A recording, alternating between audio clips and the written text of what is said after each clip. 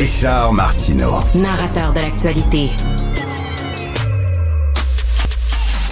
Est-ce que vous amèneriez votre enfant au casino de Montréal avec vous, puis vous jouez à la roulette ou au blackjack ou à n'importe quoi, aux machines à sous, puis votre enfant est à côté de vous et est exposé à tout ça? Bien sûr que non, bien sûr que non. Ah, il y a des jeux mobiles qui sont disponibles sur les cellulaires. Les enfants peuvent jouer avec, puis il veut dire, il y a de la pub incessante, on demande toutes sortes d'informations, il y a presque du phénomène de gambling aussi dans ces jeux-là. Et là, il y a plusieurs grandes entreprises de jeux vidéo qui sont visées par une demande d'action collective alléguant de graves violations des droits à la vie privée des enfants qui jouent justement à des jeux mobiles. Et il y a Mathieu Arcan. Mathieu Arcan, vous le connaissez sûrement, il a fondé le Gamer Mentor en 2020. Il veut, lui, guider les parents d'adolescents passionnés de jeux vidéo à travers les défis de l'adolescence. Il est conférencier et il a écrit un texte très intéressant, justement, dans Le Soleil, Laisser son enfant dans un casino. Il est avec nous. Mathieu Arcan, bonjour. Bonjour Richard, ça va bien? Ça va très bien. Alors, tu as amené ton enfant au casino, Mathieu? À 9 mois, ça serait difficile, mais au moins, il pourrait être dans sa coquille. Il serait pas nécessairement en train de voir ce qui se passe. Mais c'est quoi ces jeux-là? Parce que toi, pendant qu'il fait dodo, tu dis « Je suis coupable de jouer à un jeu mobile gratuit depuis 2 mois. » Est-ce que c'est disponible? Là, bien sûr, pas pour des enfants de 9 mois, on s'entend, là, mais ces jeux-là sont disponibles pour des mineurs?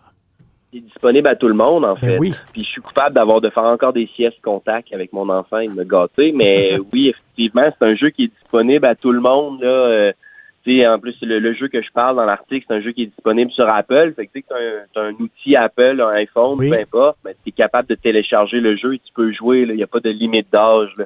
Ce que je mentionne dans l'article, c'est que c'est des petits bonhommes très enfantins. C'est un univers très enfantin. Fait que ça a l'air d'être fait pour un enfant, alors qu'il y a plein de mécanismes qui sont plus faits pour des adultes. Puis c'est ça qui peut être trompe-l'œil aussi pour des parents. On pense que c'est un petit jeu gratuit, regarde les petits personnages, regarde comment c'est cute, j'ai pas besoin de m'en soucier.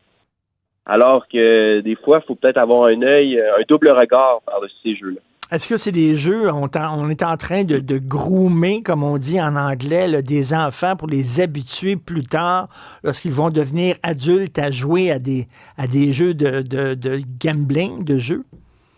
C'est ce que Maud Mode Enfant a dit. Là. Je sais que c'est elle qui a écrit aussi, qui est sortie aujourd'hui là, avec l'article L'intention collective.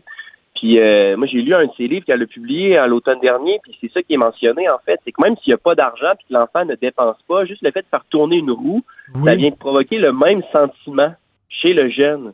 Puis effectivement, qui serait plus propice à l'âge adulte de développer des problèmes d'addiction ou de gambling à cause de ces mécanismes-là qui sont présents dans les jeux chez les enfants. Est-ce que, Mathieu, toi, tu es d'accord pour qu'il y ait des gens qui s'inquiètent de ce genre de jeu-là en disant on est en train d'entraîner mon fils ou ma fille à devenir des addicts aux jeux payants plus tard? Là? Ben oui, comme on le fait avec tout ce qui est nocif dans la société. Je veux dire, on a encadré la cigarette, on a encadré l'usage de l'alcool, on a encadré l'usage de la drogue. Je pense que de faire de l'argent en créant des méfaits, c'est pas nécessairement quelque chose de bien. Fait que non, je pense qu'il faut encadrer, il faut superviser ça. Puis l'action collective, je pense que c'est une super de bonne chose. Tu sais, j'avais écrit un article plus tôt cet été, puis il y a un développeur de jeu qui m'avait écrit, je pense que c'est peut-être représentant de Fortnite au Québec, de Epic Games, il m'avait dit non, mais tu sais, on demande quand même aux gens double vérification pour la carte de crédit. Ouais, mais tous ces mécanismes-là, c'est pour vous donner bonne conscience. Là. Ça enlève pas le problème que vous développez de l'addiction puis que les jeunes continuent à harceler leurs parents pour pouvoir acheter dans votre jeu. Là. Ça empêche pas ça. Ben oui, écoute, mon fils jouait à Fortnite, puis je peux-tu avoir de l'argent parce que je veux m'acheter une armure, je peux-tu avoir de l'argent parce que je veux m'acheter une épée. Puis je dis, coudonc, Christy, c'est quoi ce jeu-là? Ouais, on n'est plus, je veux m'acheter un coton watté, c'est ça, je veux m'acheter du linge, mais dans mon jeu. Oui, c'est ça, dans mon jeu. Mais est-ce que ce sont des jeux légaux, ça, ou ce sont des jeux par des compagnies illégales?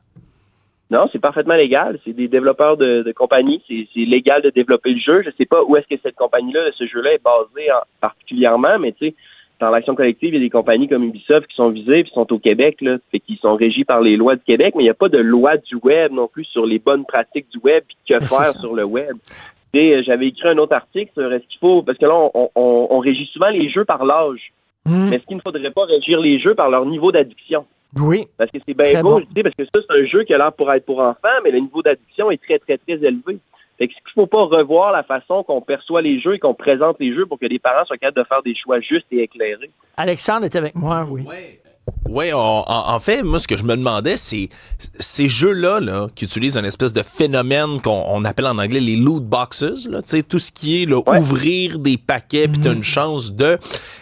à quel point on informe aussi bien les joueurs, les parents, les jeunes, d'à quel point c'est aléatoire, ça, les probabilités de chance. Est-ce qu'ils sont bien expliqués, bien établis, ou les jeunes, tu sais, ils errent nulle part avec ça?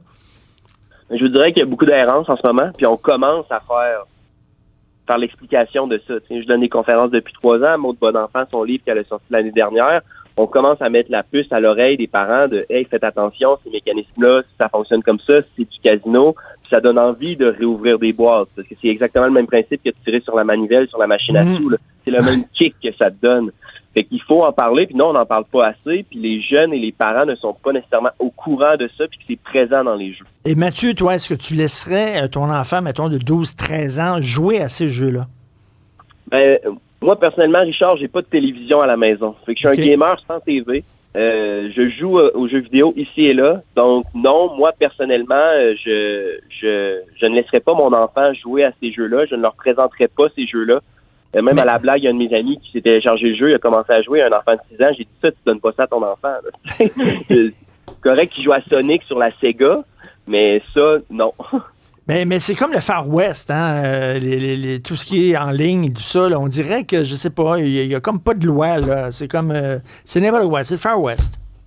C'est qui ça devrait être qui régit le web? C'est des politiques internationales, tu sais, c'est partout. C'est basé sur un endroit physique, géographique, mais après ça, c'est partout, puis ça va partout.